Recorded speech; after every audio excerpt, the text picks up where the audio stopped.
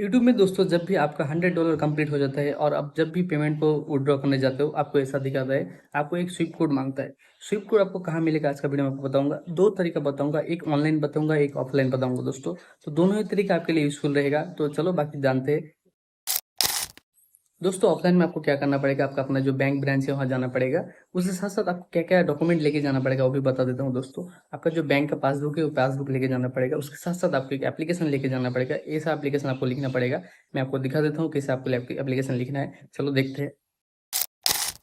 दोस्तों आपको ऐसा एक A4 साइज पेपर ले लेना है। A4 साइज पेपर में दोस्तों आपको लिखना है टू लिख के द ब्रांच मैनेजर लिख के आपका जो बैंक है वो नेम लिखना है। अगर आपका पंजाब है तो पंजाब लिखना है, अगर SBI है तो SBI लिखना है। उसके बाद आपका जो लोकेशन है, मेरा जलालपुर वेस्ट बंगाल है तो जलालपुर WB लिख दिया। उसके बाद आपको कोने में डेट लिख देना है। ठीक है, ये लिखना हो गया। उसके बाद आपको दोस्तों सब्जेक्ट में आ जाना है। सब्जेक्ट में आपको लिखना है रिक्वेस्ट फॉर स्विफ्ट और BIC कोड। ठीक है, तो request for Swift BIC code लिखने के बाद दोस्तों आपको क्या करना है, आपको सर लिख के आपको लिखना है I am an account holder in your branch, kindly provide me the swift code और BIC code of your branch to receive an international payment for YouTube. ठीक है, ऐसा अगर एक बार से कम वर्ड में लिख देंगे तो उसको समझ में आ जाएगा।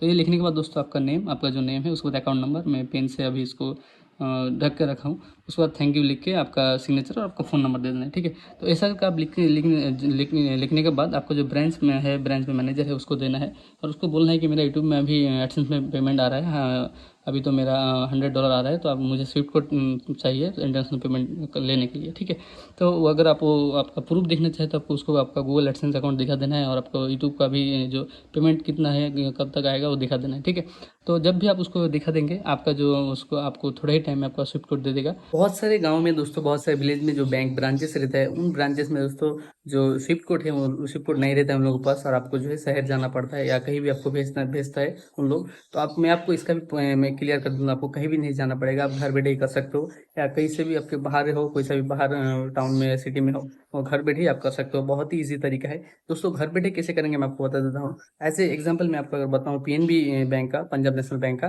तो आपको कस्टमर केयर में कॉल करना पड़ेगा दोस्तों। सो पंजाब नेशनल बैंक का दोस्तों मैं कस्टमर केयर नंबर आपको बता देता हूँ, 18002021। ठीक है, आप मैं क्रोम में जाके भी देख सकते हो। तो इसमें कॉल करने के बाद आपको बोलना पड़ेगा कि मेरा फॉरेन से ईडू से पेमेंट आ रहा है तो मुझे स्विफ्ट कोड चाहिए।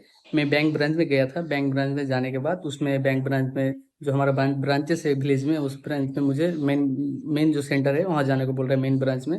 पर मेन ब्रांच पे जो फ़ोन नंबर है वो फ़ोन नंबर पे फ़ोन नहीं लग रहा है। ऐसा आपको झूठ बोलना है, नहीं तो आपको जो स्विफ्ट कोड आपको नहीं देगा उन लोग। तो उन लोग क्या करेगा, तभी आपको आपका जो बैंक का डिटेल्स मांगेगा, आपको बैंक का अकाउंट नंबर या आपका डेट ऑफ बर्थ मैचिंग करेगा आपको फ़ोन में। आपको बता देना है आपका बैंक अकाउंट नंबर, और आपको उसी टाइम आपको पेन पेपर रख के रेडी रखना है, क्योंकि वो लोग आपको तभी स्विफ्ट कोड बताएगा।